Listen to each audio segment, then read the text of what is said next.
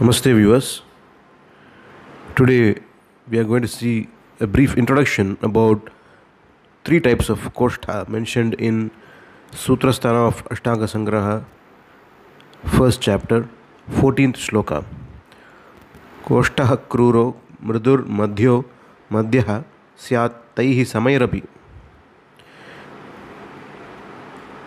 Indu in his commentary Shashilekha mentions taischa vatadibihi košta chaturvidho bhavati prakritya vikritya cha.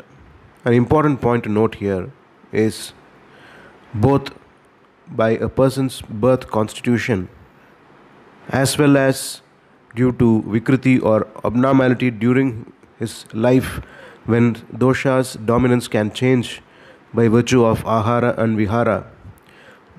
The košta can be categorized into these four varieties. For example, a person by birth constitution, if he has balance of all the three doshas, then his košta will be madhyama košta, that is the most desirable košta among the four types. And by birth, if a person is of kapha prakriti, which is most less likely, which is least likely, because ekadosha prakriti is not always present. It is always two dosha prakriti for most of us. And one more example we can say is a person who is having by birth constitution of vata prakriti, he will be having krura košta, and when he goes through a vata specific disease, whether he is vata prakriti or any type of prakriti, if he is going through any vata generated disease or pathology confining to the košta especially, he will exhibit krura košta lakshanas or features. This applies to all the other varieties as well.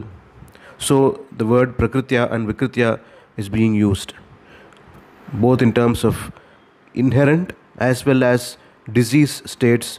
These four varieties of košta can be found. Vata utkarshena kruraha, pitta utkarshena mriduhu, sleshma utkarshena madhyaha, sarvaihi samaihi madhya eva. Vata dominance leads to krura košta, pitta dominance leads to mridu košta, and sleshma dominance leads to madhya košta, and the balance of all the three doshas will lead to a balanced madhyama košta. The features of these, how to understand whether it is mridu košta, krura košta or madhya košta, it will be discussed later in the text.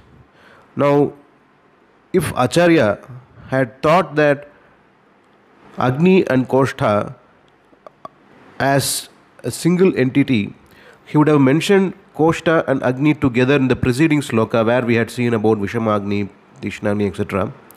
But here he has included it separately. By discussion with various other experts and various other research works and interpretations of the classical text, whether it is Brihatrayi or later texts, what we understand is that košta is to be understood as an anatomical explanation of the stomach lining. Especially it indicates the sensitivity, responsiveness to food or medicine or any kind of activity as well. Košta is a very important aspect to be understood, and thoroughly it should be understood. Why? Because it is the deciding factor for making us schedule panchakarma treatments, the purva karma which involves snehapana, etc. Then the pradhana karma like vamana, virechana, as well as vasti. It is very important in these contexts, not only in shodhana or not only in panchakarma, even shamana, palliative treatment. Suppose a person comes with back pain and we find that the patient has a mridu košta or a very tender. Mridu means soft or very sensitive, very tender, and it is the most vulnerable in fact. Suppose he is mridu košta, then suppose we give a medicine for his back pain, say for example we give something like Rasna Saptakam Kashayam. Because of the ingredients present in that Kashayam like shunti, or Katurasa Dravyas, that is pungent, spicy ingredients, and Yeranda, that is castor oil, castor Ricinus communis plant root. Because of that, we find that the patient goes to the defecation for more than usual frequency, at least 3 to 4 times a day if it is very sensitive, that is very mridu koshta, being a pitta prakriti. Also, he can face issues like heartburn, burning sensation, increased acid secretion in his stomach if such a combination of Katurasa Dravya is given. So, one more example is when we give a constipation treatment for a Krura Koshta patient. Suppose we give Bhedana Aushadha in the form of Churna, the result is really discouraging. The patient says he passes stools more than the previous record, but it is very hard, painful, and actual solid stools are not forming. That's what he complains. It is very hard.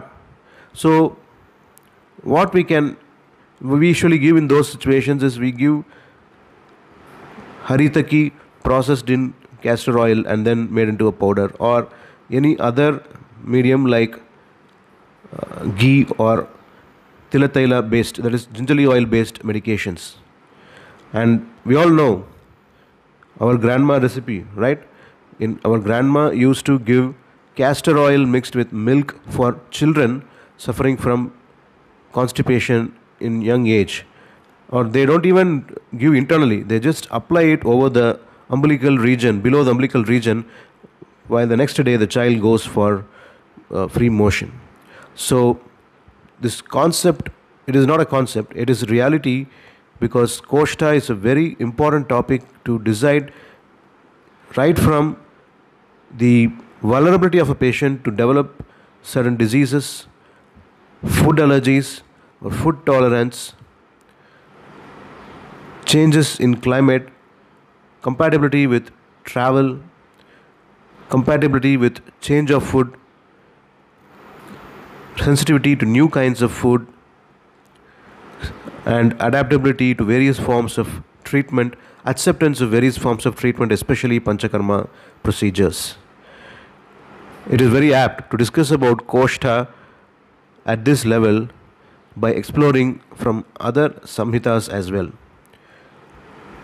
We will be discussing more about Koshta in the upcoming videos. Thank you.